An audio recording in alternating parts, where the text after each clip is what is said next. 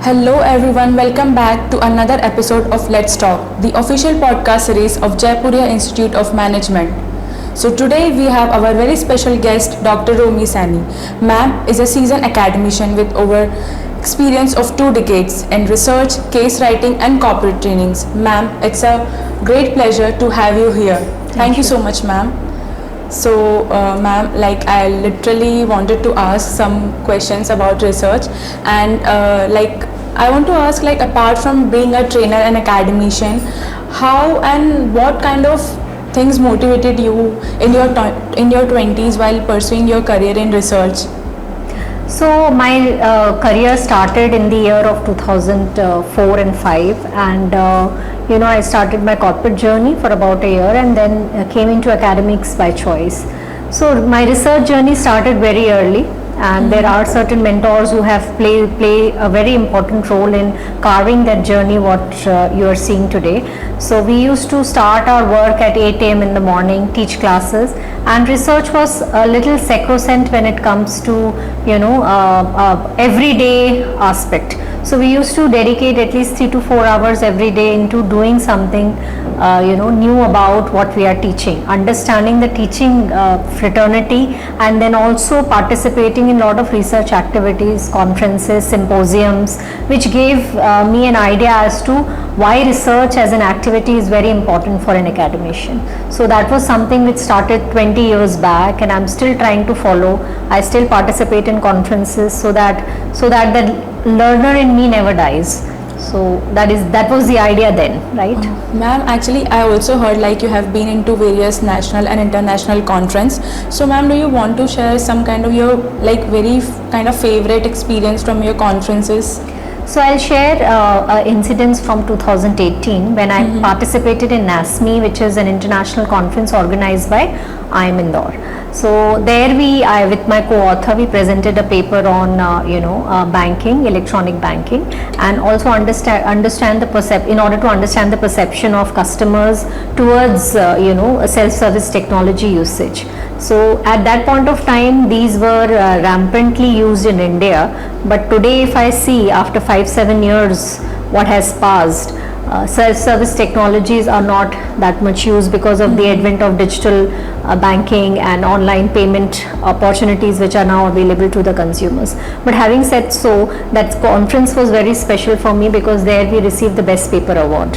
So that's why I remember it very fondly. Congratulations, ma'am. Thank you. And ma'am, that's really amazing. Like, we are feeling really inspired from your stories. And ma'am, like, you have witnessed a huge change and huge revolution in retail industry as you are a specialist in retail marketing, digital marketing. So what are some very significant changes you have seen the research when you have started and now you're doing research? So what kind of tools and methods have changed till now? Yeah. So that's an interesting question actually. So we have seen in the era when I was talking about 20 years back from now, I started working in the area of retail, and out of interest I did my PhD also in retail.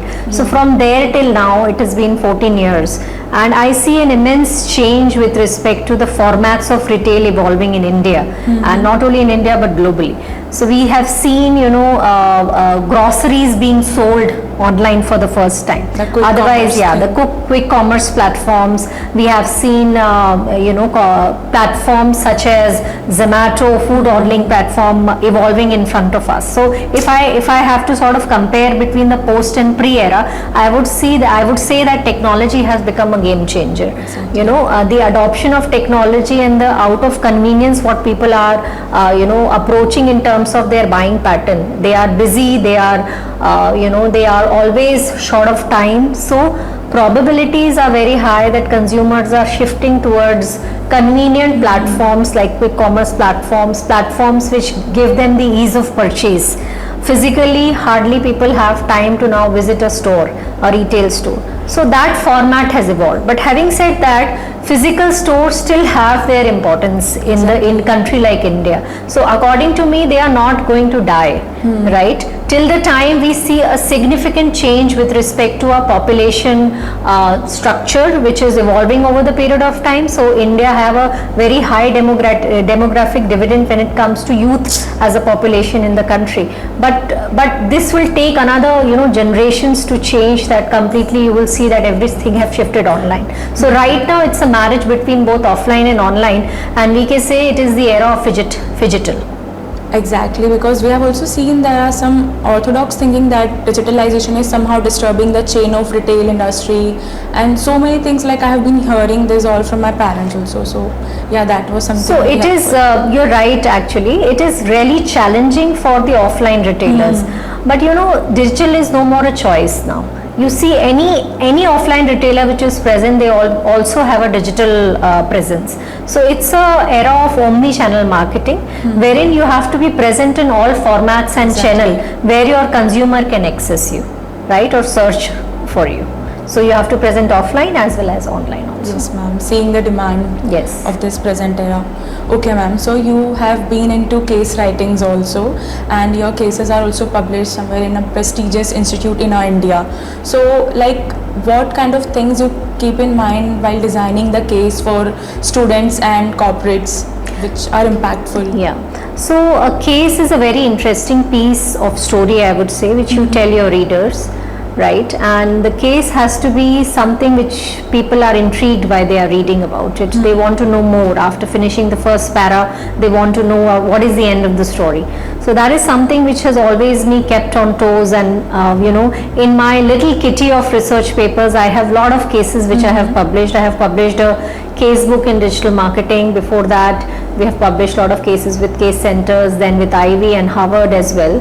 So the idea why I'm so interested in developing cases and writing cases is something that we can use it immediately in your classes, which I have been doing, using my own case in my class. So it gives another flavor in the class, it's give a wow flavor in the class that the instructor who had written the case themselves are teaching, and even sometimes calling the protagonist in the class to tell that why he or she took a decision, what he did, right? So the idea is to reach out to the industry, and this is something which I coin it as action research, to reach out to a company.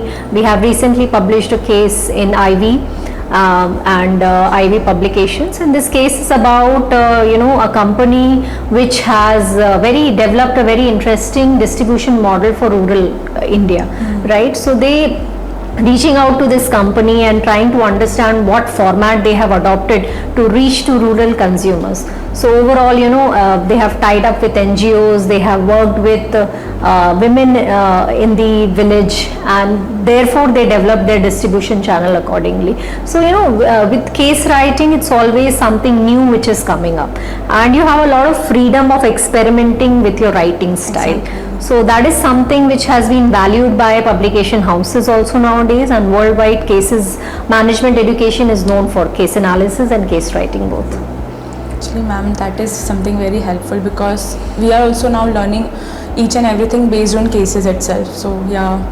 And ma'am, like designing curriculum, like what kind of things you keep in mind while designing the curriculum so that it leaves like impactful in this recent scenarios, like it is helpful right now that seeing the trends in the market, you design the curriculum. So what kind of parameters and things you keep in mind while doing that? So let me tell you that a lot of universities across India generally follow a similar kind of curriculum over the period of time, but we at Jaipuria believe in changing our curriculum, or revising, I would say, not changing per se, revising the curriculum as per the requirement of the industry. So this exercise is done annually at our overall centrally. We reevaluate our curriculum, and we take inputs from academicians, senior academicians of different institute, industry, our alumni, and people who have gone through this course probably for the past 1 and 2 years.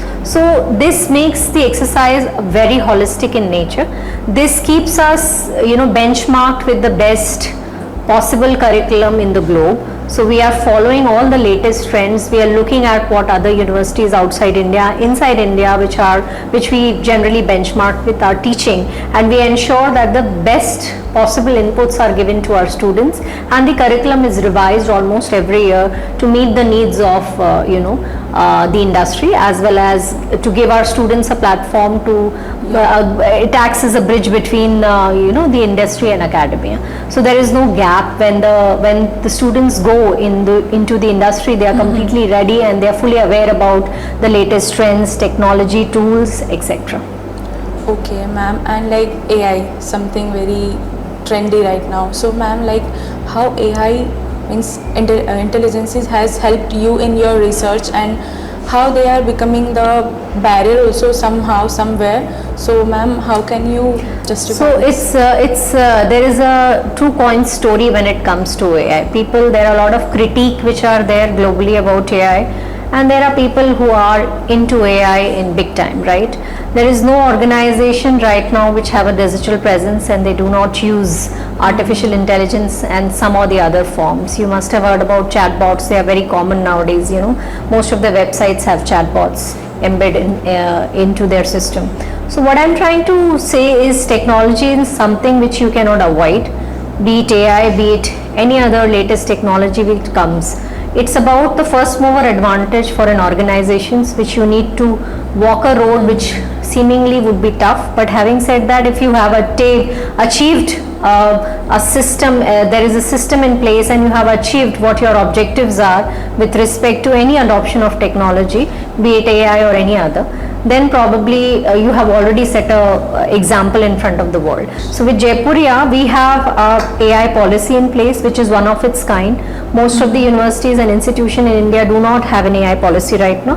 So we have an AI policy which sort of is part of every course, and it states that what percentage of AI should be allowed while doing your assessments and any kind of evaluation. I'll just give one small example of my course. We have recently gone through a digital marketing course, and we have done a workshop on artificial intelligence within the course itself. The idea for this was to tell students that AI is your friend, but having said that, you need to also understand the ill effect of AI. So both were communicated, and they have learned more than 20 tools in a one-day workshop. So that was a learning experience for the students. So the option lies in front of the individual, whether you have to use it or not. But what I can see in times to come, that it would be very difficult if we keep negating technology, because that's the future. We have to adopt it. And ma'am, like you just said about AI tools, like what were your favorite tools while you design a case or write a paper, or while you thought in I have underwent a lot of, I think about 15 tools to 20 tools. Every year I have some target. So this year was the target for AI, that I have to explore AI as much as possible. So I know about 15-20 tools, which from content writing to research to other stuff, creating images, etc., conducting engagements and evaluations in the class. But one of my favorite is POI. Okay. Right, and POI is an aggregator which have lot of AIs inbuilt in it, and you can do wonderful things using POI for your research, for your class evaluation, assessments, etc. Okay, ma'am, now we are like at the end of our podcast. So now I just want you to say, like, I want you to give an advice to our future MBA aspirants who want to pursue their career in PhD and research writing and case writing. So what advice you would like to give them? Yeah, so research is a structured process. You need to find time for research, otherwise we'll all keep saying that we do not have time. And research should always be done by heart, in the sense that you should find a particular topic which intrigue you, which you feel that this requires a solution, or this is an actual problem what the industry is facing. That has been a little mantra which I have followed until now. Whatever little research I have done, especially my research is more focused towards case writing. But having said that, something which I have found really interesting. So publication is important for various reasons. But having said that, you should never let that curiosity die if you are a researcher. And there is no right time or wrong time for research. as soon as you start in your career early, that would benefit you in the long run.